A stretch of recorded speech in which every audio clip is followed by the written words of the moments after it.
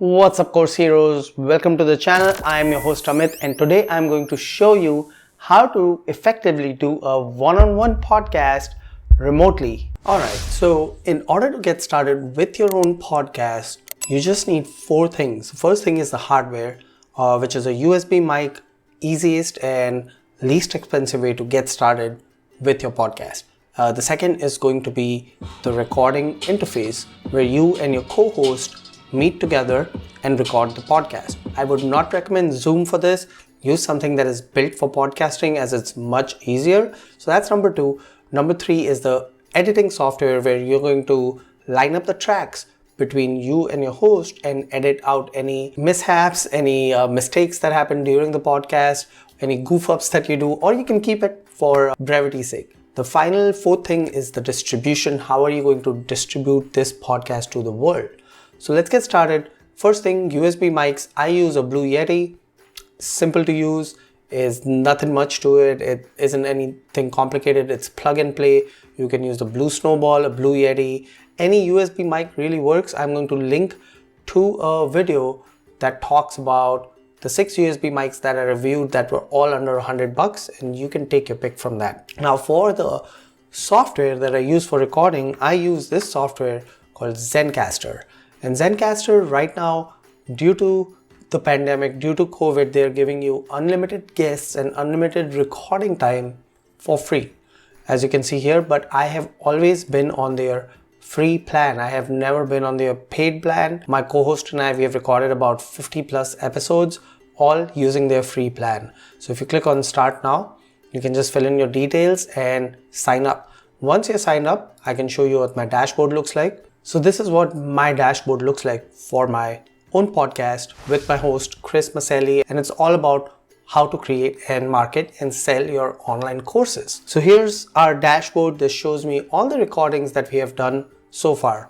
Now, when you're going to set up a new episode for your podcast, let's say this is your first time doing this, I would highly recommend that you connect your Google Drive with your Zencastr account. So all you have to do is just hit the connect button here where it says disconnect, and you'll be able to connect your Google Drive. This way you have a backup in case something happens to Zencastr. All the recordings automatically get posted into your Google Drive. Now you can see that the recordings aren't that big, 14 to 15 MB on a high side. Also depends on how long your recordings are. Our podcast episodes are usually 10 to 15 minutes long. Really doesn't take up that much space in your Google Drive. So definitely connect it with your Google Drive right here. Now let's go ahead and create a new episode to show you how it works. I'm going to click on create new episode. All I have to do is give this episode a name. Once I have added the name of that episode, you just hit create, and your episode for your podcast is ready to rock and roll. Nothing else to do. It's as simple as that. What you will do is you will share this link with your co-host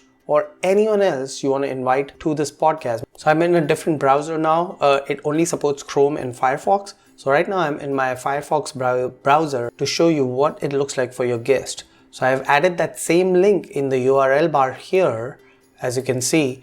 And now if I just enter my name, hit join, I'm able to join that same recording. Now you'll get some feedback here. It runs all these tests in the backend, but now you can see there are two people in this podcast. I can see myself and I can see my host both in here. And as we are talking, you will see those sound waves going. So let's walk through some of these options real quick on what they are. The first thing is the settings tab up here in the top. In the settings tab, you can select your audio input, your audio output, and also if you're using echo cancellation, you can choose this. I always leave it as enabled. I always leave this disabled. And then the built-in VoIP, I always use enabled using Zencastr VoIP. And these are the settings. And that's really it. I don't change much in settings. You can, of course, select which microphone you want to use.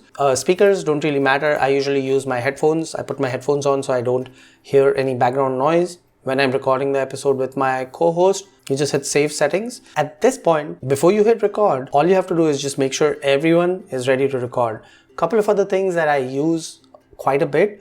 One is the raised hand feature. This lets your person on the other side know that, hey, you need to say something, so they should stop talking. So that's one feature.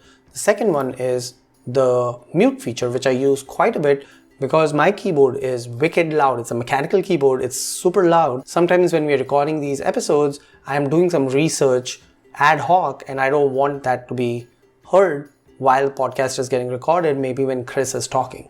So I usually hit the mute button and while he's talking and do my research at that time. You can hit this invite button to add more people to this podcast, or you can simply copy the invite link, which is essentially the URL from your browser, and send it to anyone else who should be joining this podcast.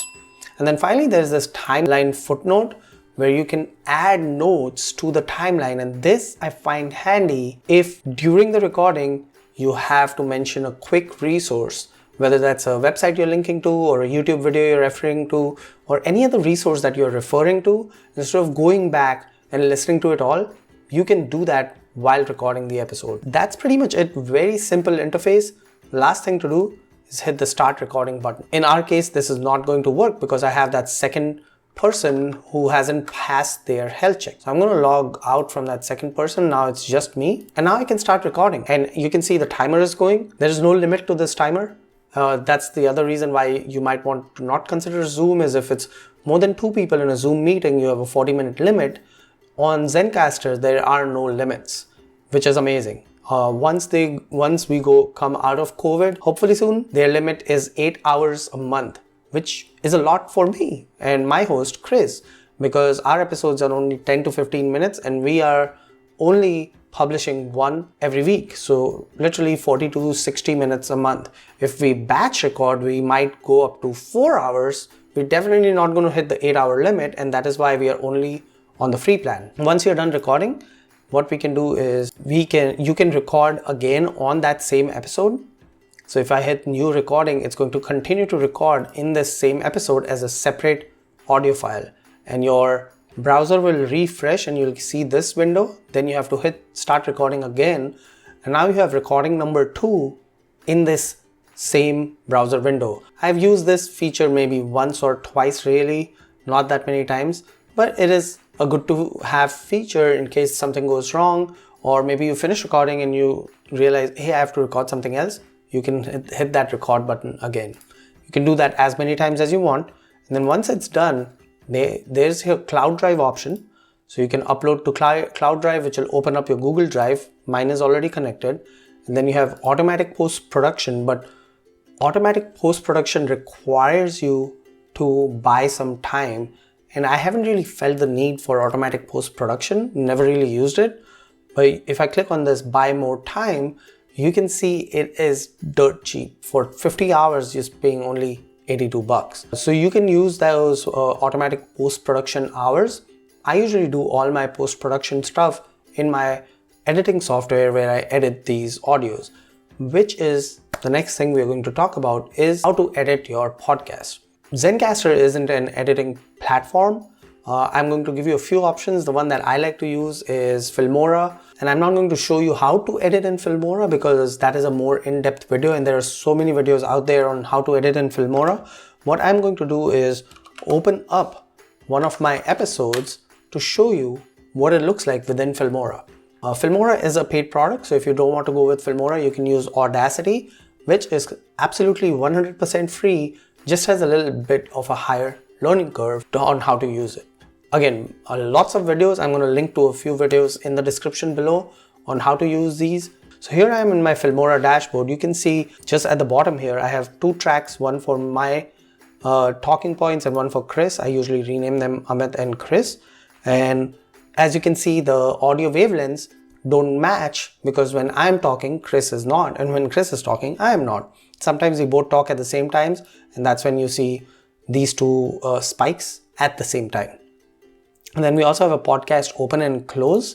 If you've heard our podcast, usually starts off with an intro and ends with an outro. That is recorded by someone else. So I have that audio file in here as well. And then if I'm using any cover image, which I mostly use if we're going to convert this into a video podcast and publish it on YouTube as well.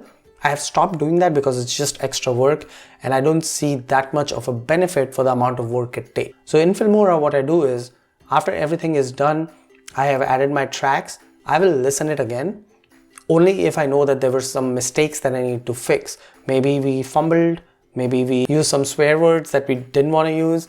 Whatever the case may be, you can edit them in post-production in Filmora and then publish that episode. And then I simply go into File, and then I go to Export File. Oh, sorry, there's the Export button here. Always get confused. And then I choose MP3, but I can also choose any of these other formats. Now Filmora, it doesn't give me the option to export this as WAV, and that's why I have to choose MP3, which isn't as high a quality as WAV. Not a big deal. Just realize that your listeners just want to get that knowledge from your head into their ears, and your audio obviously needs to be good quality, but it doesn't need to be super crystal clear. So don't go crazy trying to do all these fancy things where all you need to be doing is creating content. So that's it for the video editing part. Now the last part, the most important part, is how do you get this podcast to be published to all these platforms. Now if we go back to my website, you can see on my website we have all these different platforms that our podcast is published on. That doesn't mean that we sit here and submit it to each and every one of these platforms. We had bought a deal on AppSumo called podcast.co. This was a lifetime deal. Of course, if you go now, that lifetime deal is gone. And if you look at their pricing, it's not free, but it's not the worst pricing. You can get started with $29 a month, which allows you to have one show with unlimited episodes. But there is a free option, which is anchor.fm. So if you go to anchor.fm, and you heard my loud keyboard, that's why we have to go into post-production and sometimes mute my loud keyboard. But anchor.fm is free. And it says right here, it's an all-in-one platform where you can create, distribute, and monetize your podcast from any device for free. So technically, you could be using just anchor.fm for everything I just said. I just like to use these tools because that's how I have it set up. But how it works is, you publish your podcast to Anchor, and Anchor will then distribute it to all these different platforms. Your podcast will get distributed to these platforms that Anchor.fm takes care of for you. And that's pretty much it. You record your podcast, make sure you have a good hardware to record your podcast. Use the software, use Zencastr or use Anchor.fm to do it for free. Zencastr is also free. That's the one that Chris and I use. Download the audio files, edit it in your free editing software, Audacity, or a paid one like Filmora, or whatever other software that you use for editing your videos can also be used to edit your audios. There's really not much of a difference. It's the same timeline. Instead of a video, you're replacing it with audio. And then finally, publish it. And there you have it, Course Hero. That's how easy it is to publish your own podcast today in 2020 with little to no money down. So what are you waiting for?